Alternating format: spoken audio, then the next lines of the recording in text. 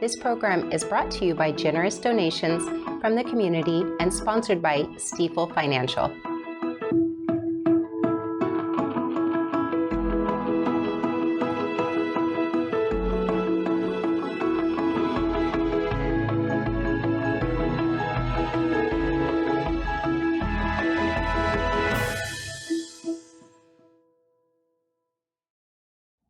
Good evening. My name is Lynn Forbes, your host for tonight's edition of Nevada County Now. In tonight's show, we will feature a follow-up on the subject of food insecurity in Nevada County, and we will interview a representative from the Nevada County Department of Social Services for a perspective on the many ways food insecurity impacts our community. As mentioned during last week's interview with Brett Bentley of the Food Bank of Nevada County, local food programs have begun to feel the impact of federal cuts recently approved in the One Big Beautiful Bill Act. To meet these challenges, many food pantries and local food assistance agencies are partnering to shore up resources required to meet the increasing demand. Food insecurity comes when in between paychecks, when all the bills have been paid before the next paycheck arrives, you just don't have enough to stretch to buy food or to provide enough food for you or your family within a really nutritionally balanced meal.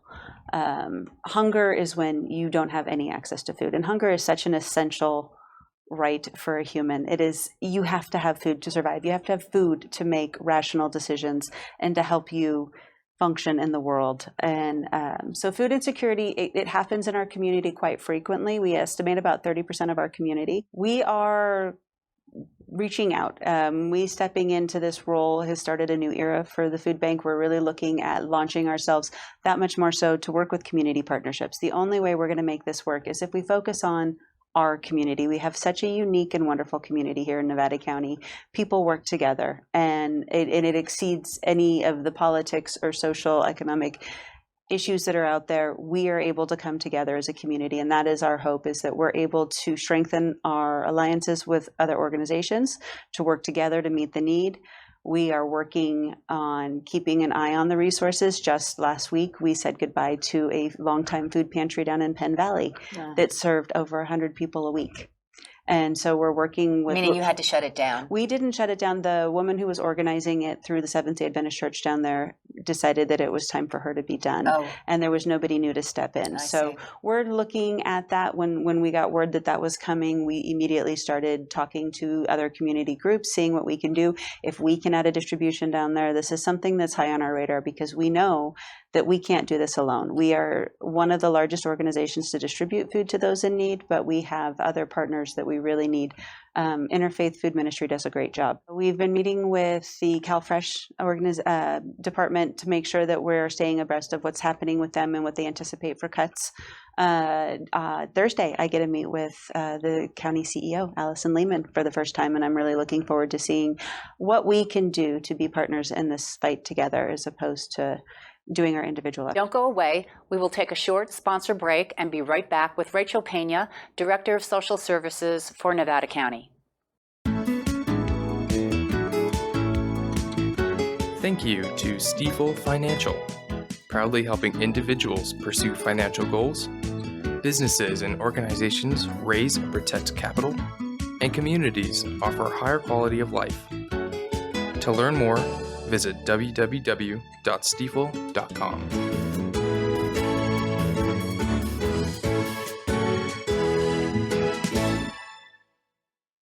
Close your eyes, breathe in, let go.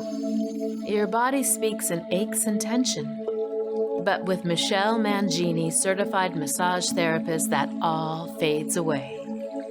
With every touch, stress fades, muscles unwind, balance is restored. This is more than a massage.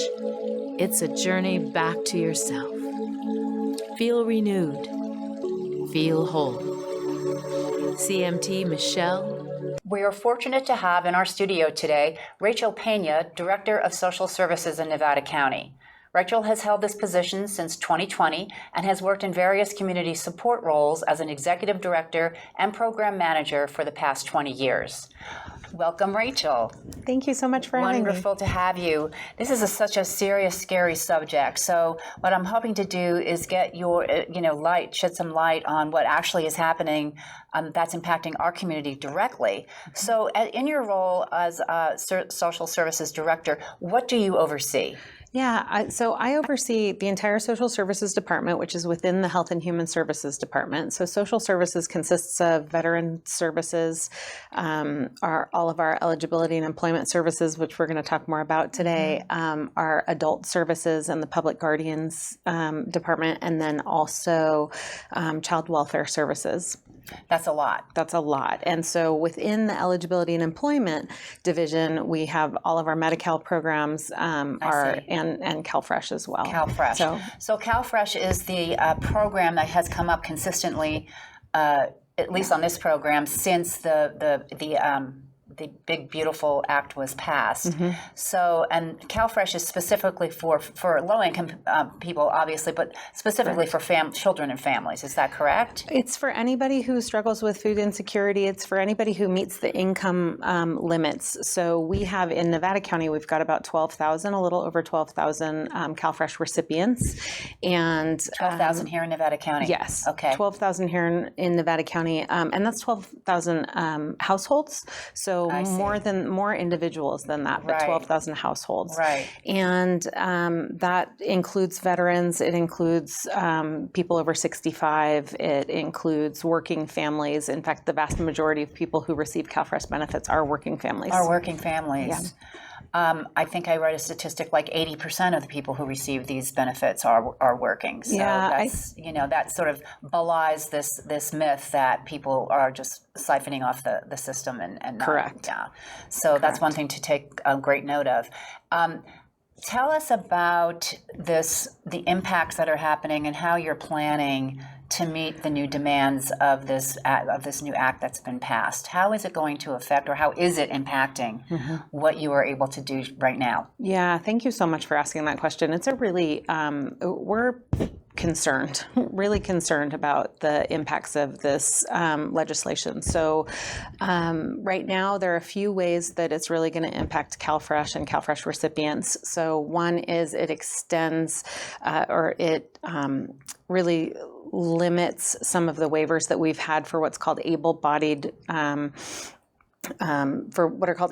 adults with dependents. So previously, able-bodied adults with dependents were exempted from work requirements. Right, Sorry, and now, tongue twister. so an able-bodied adult would give that in English for me. Yeah, definitely. Who is that person? So previously, before the enactment of the bill on July 4th of this year, an able-bodied adult without dependents was anybody who was between the ages of 18 and 54 with children, without children under 18 in the home. Without children. Right. So now it's 18 and 64. So it's extended it by about 10 years, and anybody without children under 14 in the home. So if you do have children 14 and under in the home, then you're no longer exempted. We also used to have exemptions for people experiencing homelessness, for people who were veterans, and then also for people living with disabilities. So we no longer have any of those exemptions.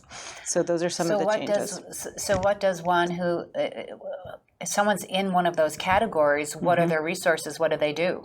So they'll now need to be working, demonstrating that they're working or volunteering for at least 20 hours a week. One of the things that we're most concerned about is that people who qualify for the benefits will not be able to demonstrate. So people work in a number of ways. So some people volunteer for organizations that don't do a great job of keeping records, for example.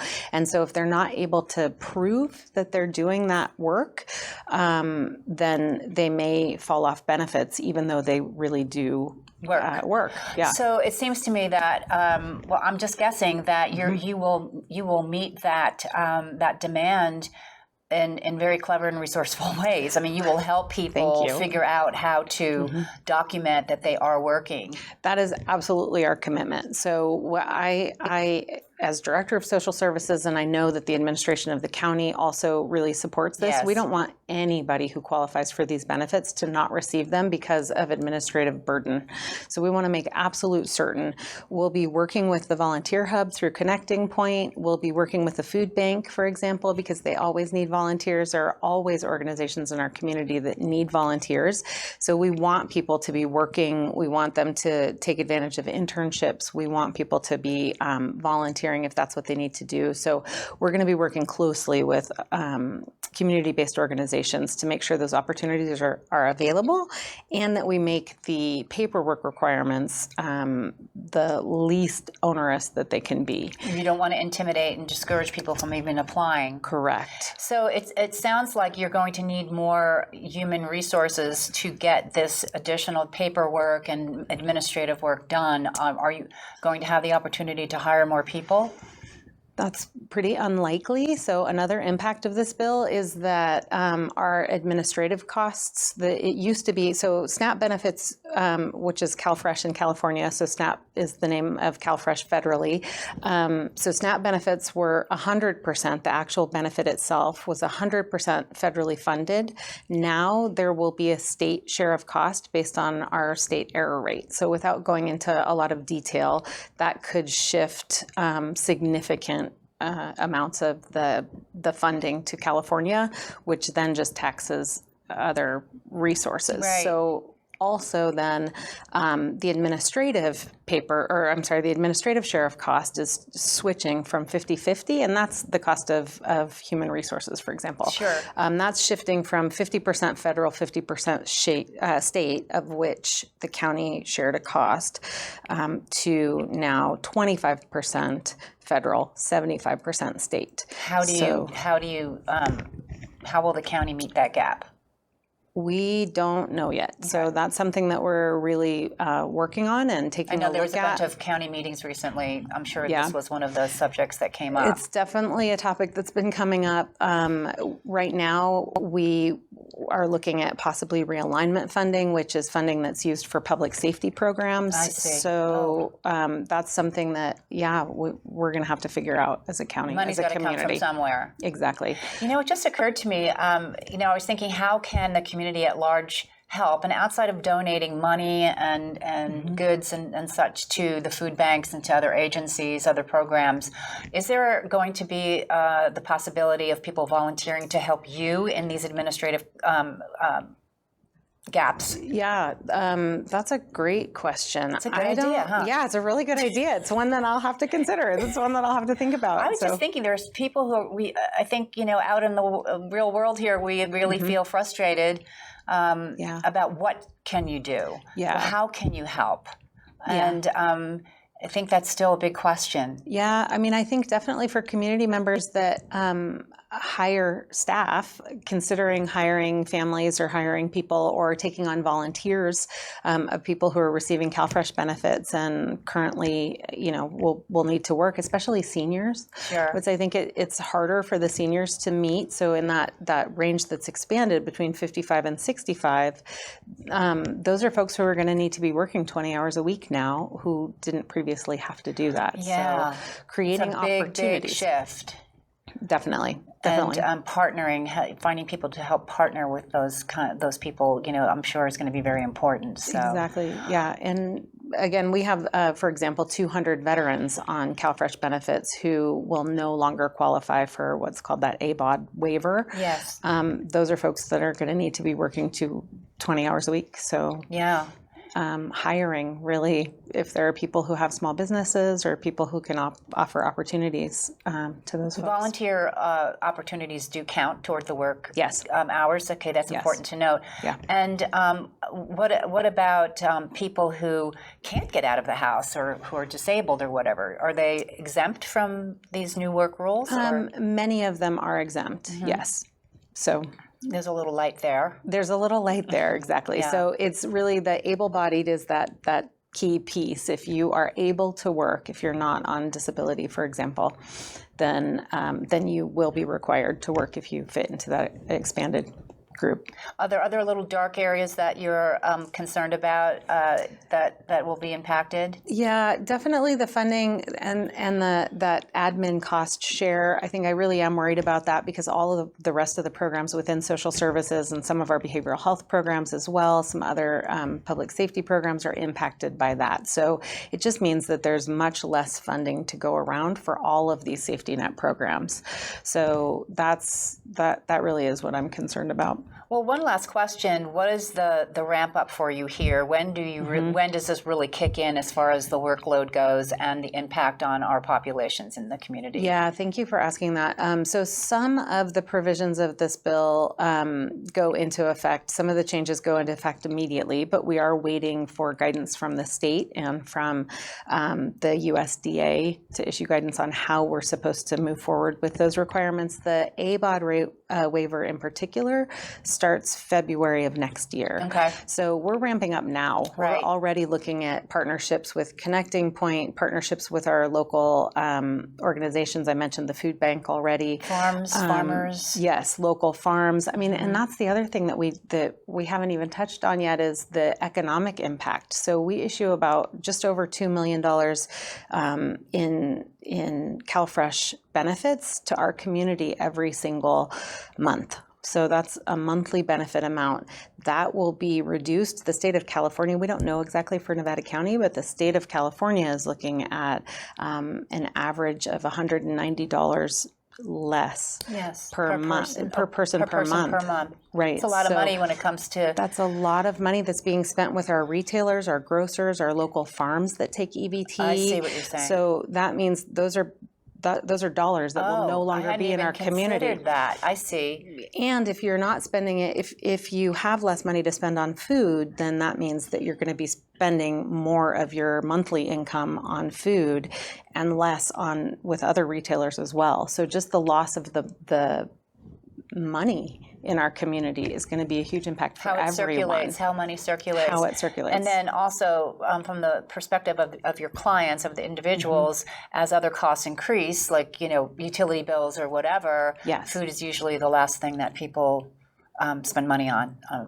I've heard along, Yeah, well, I mean, it's where you definitely end up seeing that food insecurity. If you've spent all of your money at the, on payday, if you've spent all of your money on your housing, on your electricity, on your internet, which also those benefits with this bill are being reduced as well for low-income families and individuals. So if you've spent all of your money, then there's less. Yeah, what do you do? So, and just to your point also about what are we doing to prepare? So we're already preparing. We're going to be reminding people. We're going to be really looking at that population that's going to be impacted and letting them know soon via letter, via text message, via phone call, however they have chosen to be contacted. And like I said, we're committed to making sure nobody falls off benefits because they can't get the paperwork done. Yeah. So it's a wonderful goal. Yeah. It's a human goal. Yeah. Thank you for your work. Best of luck. Hopefully we will definitely follow this story and hopefully we'll have better news down the line with you. Yeah. Thank you so much. Thank you, Rachel. It's good really to meet you. Thank you. Too. Well, folks, thank you for watching this edition of Nevada County Now. If you would like to help contribute or write stories, appear on a show, or even become a host, please check out the details on our website at nevadacountymedia.org/NCN. This program is local news and information brought to you by locals. Remember to stay safe, take care of each other, and get out there and explore all this community has to offer. Good night.